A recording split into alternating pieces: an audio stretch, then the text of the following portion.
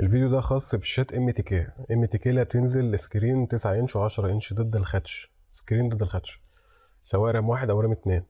الفيديو ده خاص بالجهاز دوت في حاله ان انت عايز تعمل ريسيت فاكتوري او ضبط مصنع، تمام، او ترجع للاعدادات اللي انت شاري بيها الجهاز. في الحاله دي كل اللي عليك ان انت تخش على السيتنج. ده منظر السوفت وير الداخلي بتاع الجهاز. خش على سيتنج، هيفتح لك طبعا الاعدادات الداخليه اللي هي ديت. اختار تاني ايقونه اللي هي كار، هتختار كومن اول اختيار. هتلاقي اخر بند مكتوب هنا معاك ايه، ريسيت اول سيتنج. هيرجعها ضبط مصنع اللي هو ايه، او هيرجع لنفس الوضع في حاله ان انت اشتريت الجهاز. يعني زي ما انت اشتريت الجهاز اول مره هيرجع لنفس الوضعيه، كل الضبط المسبق، كل الضبط اللي انت عملته على الجهاز هيتمسح.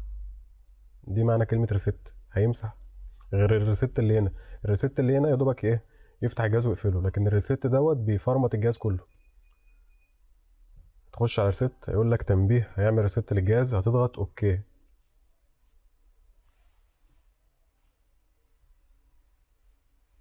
هياخد معاك من دقيقة لدقيقتين طبعا عقبال ما يحمل ويمسح الإعدادات الزيادة اللي انت كنت عاملها أو الضبط الشخصي بتاعك على الجهاز.